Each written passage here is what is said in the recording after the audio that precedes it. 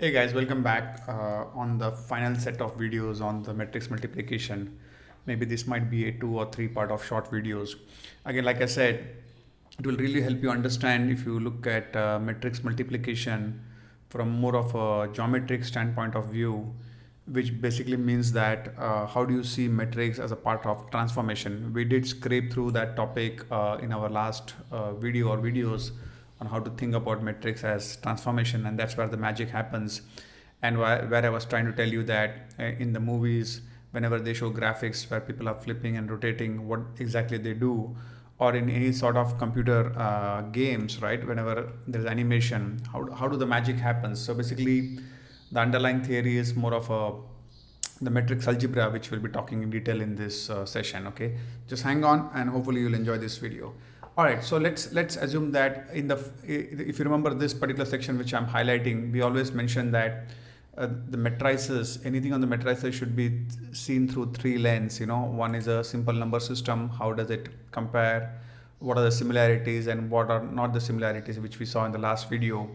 And then how do you use simple matrix algebra to do the calculation, which we have been doing all along.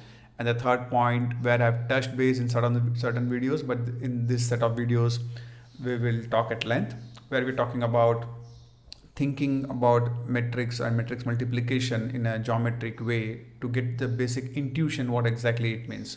So that's what this topic is all about, and we'll be using a bunch of things in the geometric concept.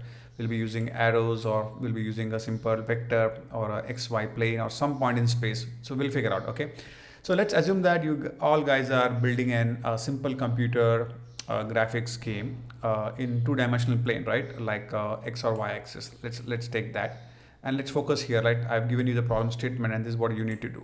So let's focus on that. What are we trying to do? So we are trying to build a computer game, 2D graphics, and the game could be the game is as follows. Whatever I give you as the input, it could be an object of certain shape. Like for example, I can give you letter M or alphabet M, or I can give you a square box, or I could give you a clock. Doesn't matter. I will give you some shape, some object as input. Okay, and will be resting at origin. For the simplicity, let's take that it's resting at the origin. For example, if this is the xy plane, this is the origin, the object rests here. If it's a square, it's going to be like this. If it's a circle, it's going to be like this, stuff like that. And you need to create, the user needs to have 4 buttons which he can click based on his will. Okay, and each of the button will do some magic or some transformation of the object itself. And what are those buttons, right? The first button is there is a move button. If the user clicks that button, the object should move to a different location. From here, it should move to a different location like this, somewhere here, apart away from the origin somewhere. Okay. In the next button, if there is a scale button. If the user clicks the scale button, the object should either look bigger or smaller, which we have seen in the previous 2 videos. What does scaling mean? Like you are multiplying by a number, right, to make it look or smaller. Then there is another button which is called as a rotate button, which will rotate the object to some degree. And there is something called a skew button, which will kind of tilt and squish the object by a certain angle. And we will see all of this in this video. I'll maybe make separate videos for each one of them, make it short so that it's easier for you to understand. So let's focus on the scaling part in this video. Move part we can come later, it's easy, but let's work on the scaling part. So how do you build this computer program in this way, and what is the magic to do that, right? So let's understand the problem statement here. Okay, let's say this is my object here, M. For an example, I'm giving a test object, right? So, and this is my origin resting point. So when I say move, that means the object is moving from this point, right? If you see here, the object is here, right?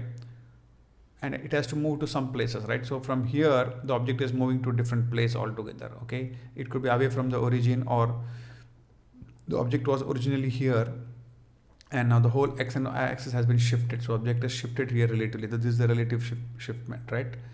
Similarly, scaling, right? The object, like, it's scaled in all dimension. Whatever was the original dimension, like say if you take this as the original dimension, this object looks bigger, so it has scaled up, right? That's a scale part. Rotate, here if you see, the object is rotating anti-clockwise or counterclockwise by roughly say 45 degrees, or it could be slightly less than that, but definitely less than 90 degrees, right? It's moved. And skewed is where the object is like squished from both the sides. It could be from one side, it could be from both the sides, but if you see the this in this particular diagram, the object is kind of squished from both the ends and it looks like tilted, right? That's what the squish means. So basically you need to build a computer program to give me this effects for an object which I give you in a resting point. For example, if this is what the object I gave to you starting point, and based on what buttons you click, button 1, button 2, button 3 and button 4, based on what the user selects, this should be the net effect of that. Assume that these are your buttons, okay? These are your buttons, okay? There are 4 buttons here, right? Something of that sort. Similarly, another example, if I give you a square box, right? If you see here, and all these diagrams I've just copied from Google for explaining, okay? So this is called as translation. Basically, it's a movement, right? This is the starting piece before the matrix is applied, okay? Or before you do something.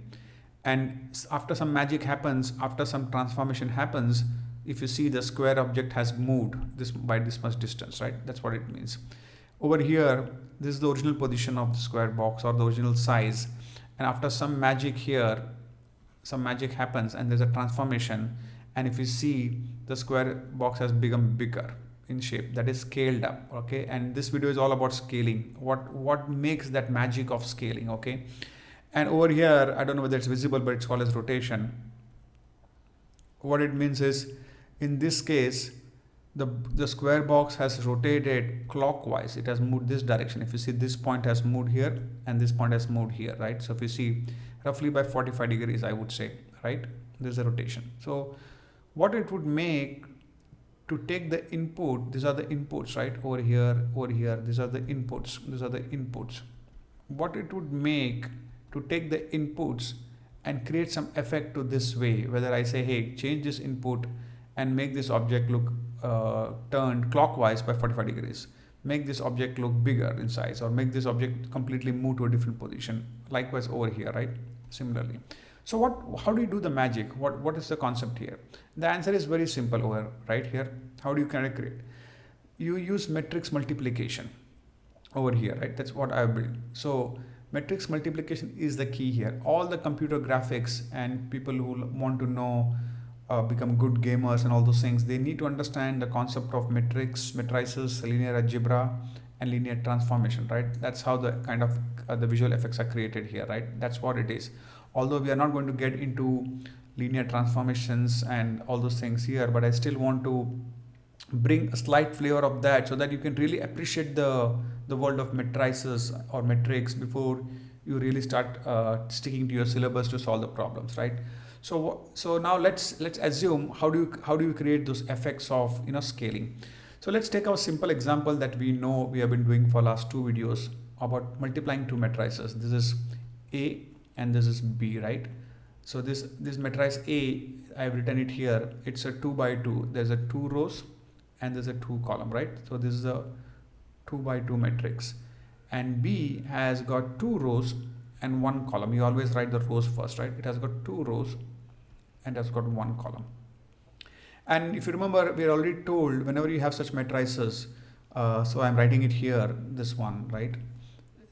2 by 2 and 2 by 1. So first we need to figure out whether the multiplication is possible or not, whether the matrix, the net matrix, this matrix C, can be defined or not. And the way to look at that is you take the inner 2 numbers of these 2 matrices, in which case this will be the column and this will be the row. I've just used this from the last video for that, if you need to understand that. And these 2 numbers should be same. If these 2 numbers are same, in this case they are same, the matrix multiplication is possible, right? And the resultant matrix of C, how many rows and columns it will have, that will be determined by these outer numbers, right? These outer numbers which we are not going to use, right? So this is 2 and this is 1. So the resultant matrix will have 2 rows, row 1 and row 2, and 1 column, right? That's what it means. So this, in this case, is possible, right? So what's happening if you see the outcome of that? Now you all this while we were focusing on how to apply the mathematical rules or do the matrix algebra in multiplying, like you take this kind of row and first you apply on this, and again you take this row and then again apply on this, right? That's what you're doing to get the 2a and 2b. But what has happened in essence, if you see here, 2a and 2b is what you got the answer, right?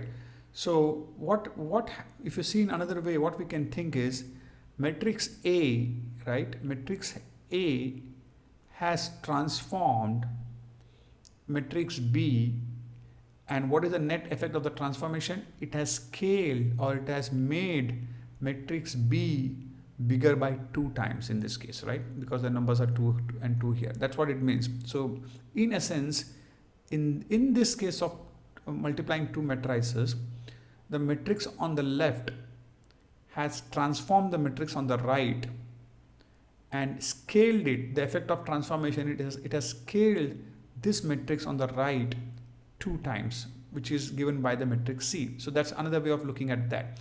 So in essence, what it means is anytime you want to scale up or scale down an object which is given by the matrix B, in the above examples, let's say all these objects are input object B. If you want to do any kind of transformation in this kind of thing, we're talking about only scaling over here, right? This one over here, scaling.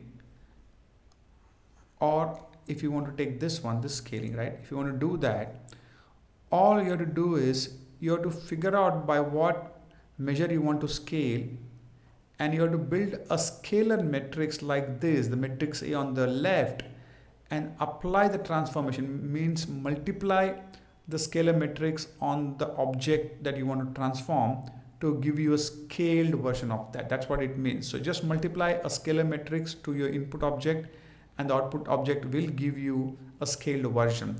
And there's a definite reason why this is called as a scalar matrix, and we'll come to that. Okay, now let me give you an example of that here. So what I've done is, whatever I've written over here, the whole thing, right, this whole box, okay, I just copied it here for this thing on the left side.